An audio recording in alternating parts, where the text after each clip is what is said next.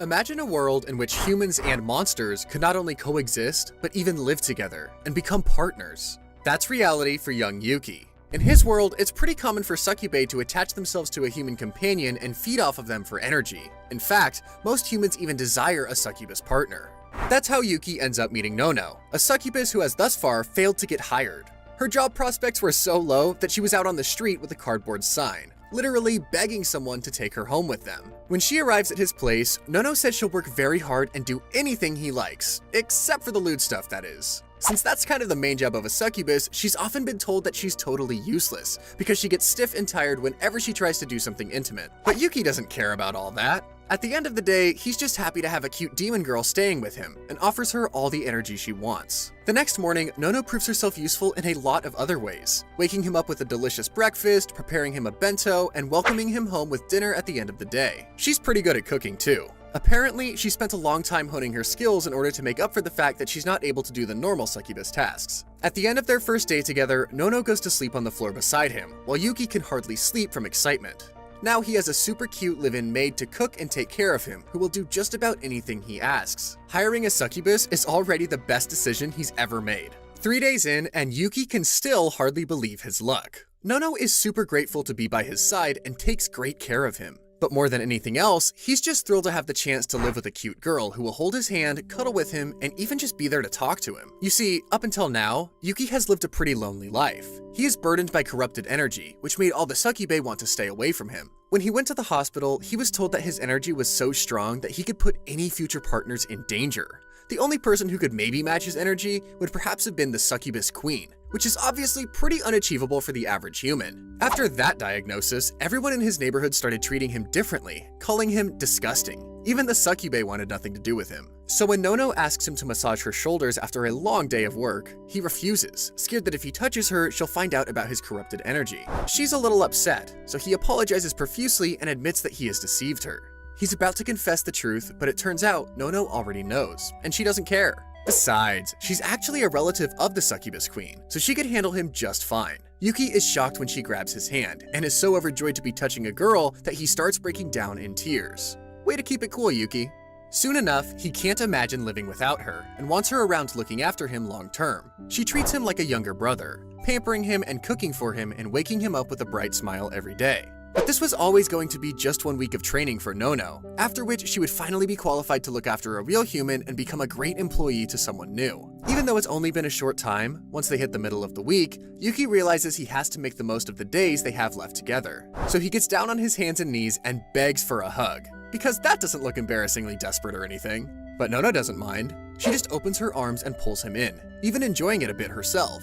She says she's never had the chance to hug a human like this before, and that it's making her heart race. Little does she know, Yuki feels exactly the same way. The next day, things are a lot less lovey-dovey when Yuki rocks up with 2 boys, all 3 of them beat up and bruised. Before she can even ask what happened, he begs her to take them in and look after them for just a little. Ever the dutiful housemaid, Nono gets to work straight away, patching them back up and even offering their guests dinner. Once the boys have had her stew, they're totally sold, and even ask if they can move in with Yuki just to stay with his succubus. Looks like there are 2 new members of the Nono fan club. When the boys leave, Yuki finally explains what that was all about. Those guys are actually his friends, but they got into a conversation about the succubus staying with him. Unsurprisingly, they treated the whole situation like a cheap porno, because, well, it kind of is the perfect setup. But Yuki couldn't stand them talking that way about her, so he beats them up and brought them home so they could see just how wonderful and innocent she is. Nono is touched that he would defend her honor like that, and strokes his hair, saying she's glad that he thinks about her that way. She suddenly realizes what she's doing and apologizes, but Yuki, ever the simp, is delighted and begs her to keep patting him as long as she wants. Honestly, this kid does not know the meaning of the word chill. Before he knows it, their final day arrives. Yuki can't believe she's going to leave tomorrow and spends the whole day trying to figure out a way to thank her for everything she's done. But when the evening rolls around, he is completely ambushed. Nono asks if they could spend their last night in the same bed. The poor kid is totally flustered, but Nono just wants a chance to talk side by side, and to say thank you. While she's been staying with him, she's experienced warmth and kindness for the first time in her life, so she's really very grateful. Yuki plucks up the courage to thank her too, and says he's helped her as well. For some reason, this makes Nono start crying. I guess because she's just as sad to be leaving as he is to see her go. But one way or another, she does pack her things the next morning. Yuki wishes her good luck with the job hunt, and that's that. Once she's gone, he goes into full sad boy mode, sitting listening to the rain and lying on the floor feeling sorry for himself. Then suddenly, the doorbell goes off, and of course, he sprints to get it. And what do you know? It's Nono, back again so soon. But she seems pretty sad about something. Yuki invites her inside, but she seems determined to stand there in the rain as she admits that she lied to him too. As it turns out, she never had any intention of getting a job. She thinks of herself as a total failure, that there's no way she'll ever get employed. It's kind of a sad thing to admit, but she wanted to come back and apologize for lying to him about her true intentions, especially after he was so encouraging to her. Yuki pulls her back upright and tells her that she's wrong. Admittedly, he's also a social outcast and has no idea how succubus are supposed to act to get a job, but what he does know is that she was a joy to have around and that she worked really, really hard. So he asks her to not speak so harshly about herself and offers her the chance to stay with him a little longer. Finally! I knew he'd work up the courage in the end. Nono gratefully accepts, and things go straight back to the way they were when she makes him dinner as a thank you. Then we get to see a bit of Nono's perspective, mainly how hard it was going for interviews and doing her best to make a good impression with potential employers. But of course, whenever they learn that she can't do lewd things, they quickly became uninterested. After all, that is kind of the point of a succubus. It must have been disheartening, but since she couldn't do what was expected of her, she worked really hard to learn just about everything else. She was just about to give up searching when she met Yuki, who made her feel accepted and useful, and accepted her just the way she is. Even in the short time they've known each other, he's made her feel like there might be a place in the world for someone like her, and gave her a reason to keep going. That's why she's so incredibly grateful to be back by his side, where she can feel useful again. But it's not just Nono who benefits from their relationship. Yuki is overjoyed that their daily routine can start up again, just the way it was last week. Although, things are slowly changing too. He can feel his succubus roommate getting more relaxed with each passing day, which is great, except it also leads to some interesting encounters around the house. Like when Nono forgot to take her clothes to the shower, and he walked into the hallway to find her in nothing but a towel. You would hope that a guy like Yuki could control himself, but remember, this guy has a sex drive so high that it's actually dangerous for him to get involved with normal humans. It's no surprise that a scene like that would drive him crazy. But it doesn't seem like Nono is trying to tease him. She looks just as embarrassed as he is. Even just remembering the incident brings him embarrassment. But Nono makes it even worse by holding him very tightly against her. She's trying to give him some kind of healing magic, but they end up slipping over because of course they do. Faced with a cute demon succubus beneath him, what do you think Yuki will do? Well, guess again. Because instead of taking advantage of the opportunity that has just been handed to him, he lunges for his cat and starts playing with it instead. Maybe he's just trying to cool off? Kind of a weird way of doing it, but whatever keeps him sane, I guess. The next day, Yuki has a test to study for, so Nono decides to support him/torture him by dressing up as a teacher. She commends him for working so hard on his studies, and he tells her she's the reason for his motivation. Watching her work so hard to improve herself gave him the inspiration to try his best at school. Nono is really touched by that, and promises to work even harder to meet his expectations in the future. She says they should celebrate after his test, especially if he gets a good grade, and offers to do just about anything he wants. Obviously, those are the magic words for Yuki. I bet he'll ace it no problem with an offer like that on the line. But when he gets home after the test, Yuki looks incredibly exhausted. It seems like 3 days of cramming and studying all through the night has really taken it out of him. But it's all worth it. Nono doesn't even need to wait for the results to give him his reward. She moves his head onto her lap, which makes poor Yuki just about implode as she tells him to relax. Then, she uses her succubus powers to create a kind of illusion. From their living room, she recreates one of her favorite locations, allowing a gorgeous meadow full of flowers to spring up around them. It's a special memory for Nono, and one she's been wanting to show him for a while. Since he worked so hard on the test, she tells him to let go and take a break. It's a very sweet gesture, although somehow I get the feeling Yuki won't be able to relax all that much while he's resting on her lap. They soon get the marks back from Yuki's exam, and it turns out he passed every single one of them. He didn't top the class or anything, but Nono is so proud of him that she says they should celebrate again, because apparently that wasn't enough of a reward last time. She says that as long as it's within her power, she'll literally do anything. So now comes the moment of truth. Can Yuki grab this opportunity by the horns and finally ask her on a date? The answer is no, he can't. He gets halfway through the sentence and fumbles the ball, asking her to go out to the shops with him in just about the most awkward way possible. He makes some excuse about her always being saddled with the shopping and say they only have to go for a little bit. She doesn't reply at first, and Yuki thinks he might have screwed up. But actually, Nono really likes the idea. It's just that she's never gone out with a boy before, so the idea has made her all excited. And obviously, that sends Yuki over the moon. Well, that's Nono for you, and she can turn even the most awkward of proposals into an adorable adventure. When the day of the date arrives, Yuki can hardly believe his luck. Despite his fumbling the request, they are still technically on a date after all. He takes her out to a remote little town, and is really excited to have her by his side out in public. Even just talking to her as they walk makes him feel like his entire life has been worthwhile. Which would be a bit dramatic, but it is Yuki. He never thought he'd be able to touch a girl, let alone go on a date. This is like his ultimate dream come true. He thanks Nono for coming out with him and tells her she looks especially stylish. Nono is a little flustered to see just how happy this has made him, and admits this is her first sort of date as well, so she's also really enjoying herself. Or at least she was, until the two of them are rudely interrupted by a blonde, mean-looking succubus girl who seems to recognize Nono.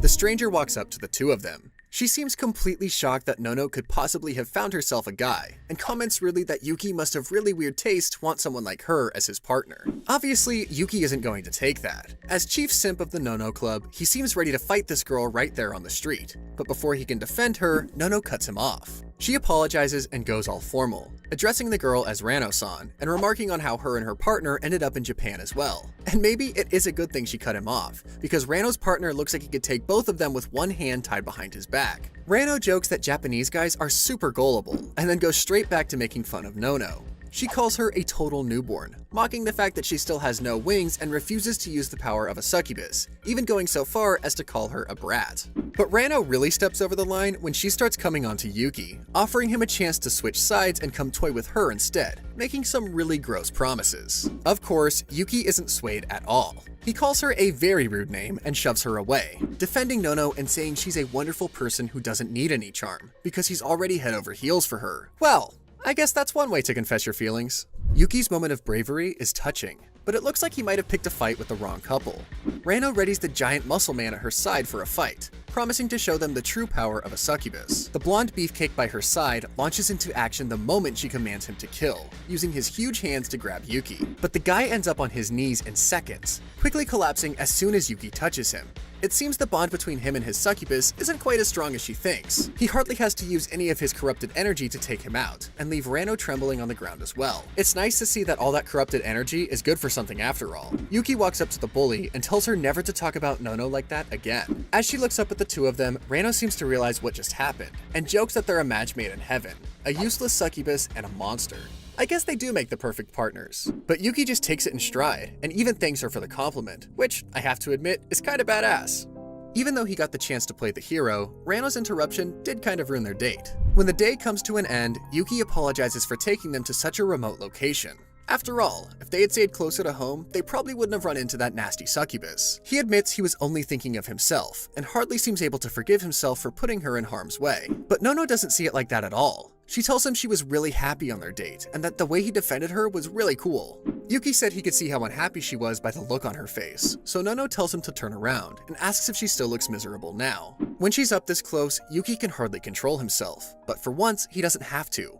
Nono leans in and gives him a kiss, right here in the middle of the street. How romantic! When they pull away, both their hearts are racing. But Yuki is far more affected by her charms than he was expecting. Nono has always claimed not to be able to use her succubus powers, but is that what's happening here? His body reacted before he could think twice, so maybe there is something more than romance at work. Either way, he's a little embarrassed, and doesn't want her to misunderstand his intentions. Yuki apologizes for acting so rashly, and admits he couldn't hold himself back. But Nono feels exactly the same. She also couldn't stop herself from kissing him, and now she's even more embarrassed than he is. Oh lord. They're both as bad as each other, and if this is what they're like after one kiss, who knows how they'll act when they take things up a notch.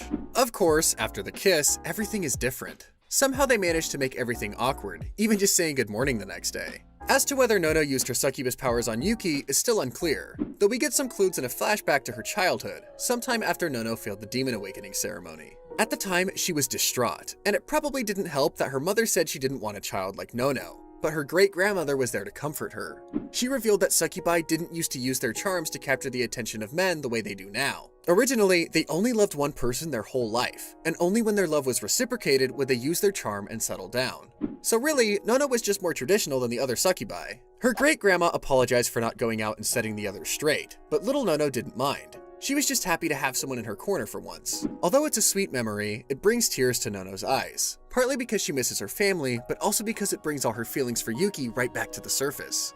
Looks like these two really are head over heels for each other. I only hope they both realize it soon.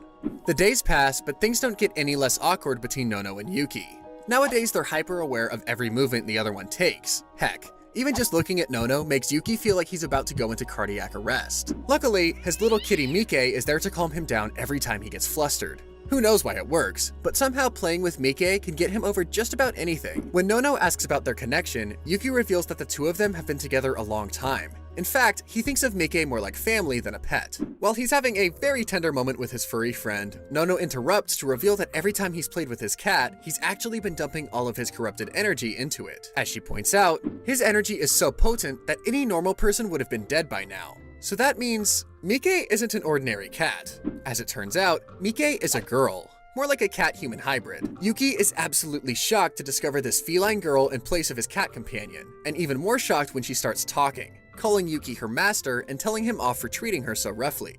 Well, who could have seen that coming? Yuki is still kind of in disbelief about the girl with cat ears and a tail in his living room when Mike drops another bomb on him. It seems like they've met before, but somewhere down the road, she changed into a pet cat and stayed that way for quite some time. Though it looks like now that Nono is in the picture, Mike wants to upgrade their relationship and show off just how close she and Yuki are. She gets very touchy-feely and suggests they show the newcomer the true extent of their bond, offering to do pretty much anything he wants. Even though she's very cute, Yuki finds the willpower to pull her away and refuse, telling her she's more like family than a partner. He even asks her to turn back into a cat. He preferred when she was cute and fluffy, and not so sexual. Unsurprisingly, Mike doesn't take that very well, and has a literal hissy fit, not understanding how he could refuse her human body, while Nono sort of just watches them scuffle on the ground. Right, because that isn't awkward at all. Once she's done clawing Yuki to shreds, Mike pulls Nono aside for a chat. Yuki is pretty hesitant to leave them alone, but Mike shuts him up pretty quickly by mentioning all those other times he blew raspberries on her tummy as a cat, which, I don't know how close other people are with their pets, but that just doesn't seem right to me. Even worse, the costume she's chosen to appear in is the same cosplay from one of his favorite late-night adult videos, the Shrine Maiden kimono. Suddenly realizing just how much Mike has been witness to, Yuki buckles, so humiliated that he has no choice but to leave the girls alone. And what does Mike take this opportunity to do? Establish her dominance, obviously. She gets Nono on the floor, and once the poor succubus is pinned underneath her, Mike tells her firmly to stay away from Yuki. Nono doesn't quite catch on at first, but Mike doesn't leave a lot of room for confusion. She transforms back into her feline form, asking why Nono didn't reveal the truth about her when she's known the whole time. As it turns out, Nono has been keeping a close eye on the flow of energy between her master and his pet. You see, just as Yuki was getting rid of some of his excess energy through Mike, she was also draining him right back. Up until now, the exchange has been pretty even. But today, Nono noticed that the strength of Mike's drain was dangerous, even for someone like Yuki, so she decided to tell him the truth. Once she's turned back into her human hybrid form, Mike tells Nono she doesn't need to be worried. She doesn't have any intention of pushing Yuki past his limits. She just wants to see how much she can take without breaking him. And she says if anyone poses a danger to Yuki, it's Nono. Suddenly, she transforms again. But this time, Mike is no little kitty. She looks more like a Nikomata, a ferocious feline spirit. That's when she tells Nono firmly that she has no intention of allowing their little flirtation to continue. Yuki is her family, and she intends to protect him. Of course, because she's a succubus, Nono can tell that Mike isn't a real Nikomata, but for just a short while, she's able to conjure the image of one and use the same powers that a real one would have. Mike tells her story of how she was born with special powers that got her chased away from her family. That's when she found Yuki, all alone just like her, and struggling with a power just as great. As thanks for taking her in and looking after her, Mike decided to take on all the excess energy that he couldn't contain, and they've been together ever since. After feeding off of him all these years, she's gotten more and more powerful, and he's been more relaxed. It might be a sweet story, if she wasn't using it to threaten Nono. Things get dark real fast when Mike offers her two choices. She can either be killed here and now, or leave and have her memories and feelings for Yuki devoured. Well, that's probably not the outcome Nono was hoping for when she kicked all this off by revealing the truth about their house cat. Nono finally admits that even though she doesn't know much about Yuki, she loves him very much. But she doesn't take long to decide. She asks Mike to eat her memories, not wanting to become the kind of succubus who might one day hurt Yuki. After confirming her answer, Mike opens her jaws, ready to take away every thought or feeling she's ever had of Yuki, promising to remember her once she's gone. And then, after all that drama, Mike just turns back into her cat self and says she was only kidding. Jeez, has this kitty never heard of crossing the line? Poor Nono was literally about to give up her life. Mike seems very proud of herself for fooling Nono and crawls up into her lap, reminding her that cats are selfish creatures who love to play tricks, so I guess she shouldn't be surprised. She asks Nono for a pat on the head, but it seems like Mike has some sense of guilt. After everything she put this girl through, she's still willing to cuddle her. It was the same before too, even though Nono was aware that the whole time of what she was doing. She still made her food and treated her like a sweet little house pet. Suddenly, she decides to repay her kindness by helping her, teaching her all about Yuki and allowing her to become a part of their family. I'm not sure why she decided to do a 180 so quickly, but so long as she's not threatening to kill her, I guess anything goes. Nono is eager to start her training right away. The next day, she asks Mike how to get closer to Yuki, knowing that no one knows him better than his former pet. Even though she likes him a whole lot, she still feels like she's not the right fit for someone like Yuki at the moment. She's very insecure about her appearance, even aside from the whole succubus and corrupted human issue. But she's decided she doesn't want to end whatever is going on between them without telling him. The only problem is she's far too shy to confess her feelings. In true Mike fashion, her first piece of advice is to find an excuse to go on the beach so that she can show off her chest. Nono seems hesitant at the idea, but her feline friend convinces her that her best assets as a succubus are her body. All they need to do is buy a swimsuit, and she even offers to come with and help her pick the right one. What an unlikely friendship these two are developing. The only hitch in their plan is Yuki. When they ask him about a trip to the beach, the first thing he says is that his sex drive is far too high to be around people in swimsuits, warning them that he'll literally explode if he has to contain himself in that kind of environment. But Mike knows just the right buttons to push to convince him. She lets slip that her and Nono already went swimsuit shopping, and mentions that they bought something really quite racy. Upon hearing that, Yuki seems even more determined to refuse the invitation, worried about combusting if he sees Nono in a tiny little bikini. And what do you know? Mike has an answer for that too. She's able to put up a barrier, so for the moment he starts getting turned on, she can absorb his lust and keep him from overflowing, so to speak. Honestly, it all sounds pretty gross and very convoluted, but Mike finally gets him to admit that he really does want to go. Then, Nono admits that it would be her first trip to the beach, so she wants to spend it with him. And that's the final nail in the coffin for poor Yuki. Really, these women will be the death of him someday. I can only hope Mike's barrier is strong enough. Well guys, the long-awaited day has finally come. Welcome to the swimsuit section. When they arrive at the beach, everyone seems pretty tense. Everyone except Mike, that is. She takes the opportunity to strip down to her skimpiest bikini, even bending over for Yuki and trying to entice him. Of course, it doesn't work. That kid only got eyes for Nono. Speaking of whom, when Mike notices the succubus is still wearing her jacket, she practically rips it off of her, exposing a frilly little two-piece that has Yuki lost for words. No, really. The kid literally loses the ability to speak when he sees her. Nono is pretty pleased with his reaction, which just leaves poor Mike standing in between the two of them as they giggle at each other all flirtatiously. Never thought I'd feel bad for that girl, but who would want to be trapped between those two? After the awkward revealing of the swimsuits, the gang finally relax, enjoying the sun, sand, and sea in each other's company. Although someone is enjoying their day a lot less than the other two, and that's Mike. She's had to put up a huge barrier to keep all the other people out. The effort of maintaining that and absorbing all of Yuki's hormones would be enough for anyone, so it's no surprise that she quickly comes down with a sense of exhaustion and has the urge to puke. Honestly, I can't blame her. And it doesn't help that the longer they go on, playing games in the water and eyeing each other up, the more aroused they get, which makes it even harder to keep up the barrier. Mike can practically feel every time Yuki sneaks a peek at his succubus crush, especially at the area around her chest. So when the beach ball comes perilously close to that area, she really does have to hold back a wave of vomit. Stay strong, Mike, you're doing the Lord's work. But she can't hold out forever. So instead, Mike does the lovebirds a little favor by calling in one of manga's favorite romantic tropes, a giant wave to knock them off their feet. Although when the water clears, it looks like it's knocked off something else as well. I'll give you 3 guesses what it is. When Yuki looks up and sees Nono pressed against him, very much nude from the waist up, he goes into overdrive. And you know what? I really don't blame him. He'd have to be superhuman to hold back from something like that. But now they've reached the limits of Mike's capabilities. A hole appears in her barrier, and as it begins to shatter, she burns up, reverting to her cat form and looking a little worse for wear. Yuki sprints over to her as Nono, still topless, runs along after him. They take her home, and after a long hard day of keeping her master's raging hormones at bay, Mike wants nothing more than to sleep when they get back home. Unfortunately, the young lovers in her family have other plans. Just as soon as she lies down, she is awoken by a sudden spike in the energy around their house, and a very strong wave of nausea alongside it. What's causing it, you ask? The aftermath of the wave, of course. Now that the two of them are alone, Nono and Yuki are going through every detail from the beach, reliving each snapshot in their minds. Nono can probably contain herself, but if we know Yuki, something like this is going to be keeping him up for hours. So Mike can forget about her hard-earned rest. Doesn't look like anyone is going to be sleeping tonight. After another sleepless night, Mike decides it's finally time to draw the line. She sits the two of them down the next morning and forbids both teens from being flirty with one another. Yuki tries to protest that they're not doing it on purpose, but then suddenly notices how fat Mike has gotten overnight. I guess he only has himself to blame for that. Mike goes off, telling him it's all his fault, that it's his disgusting sex drive that has made her this puffy from absorbing all his energy.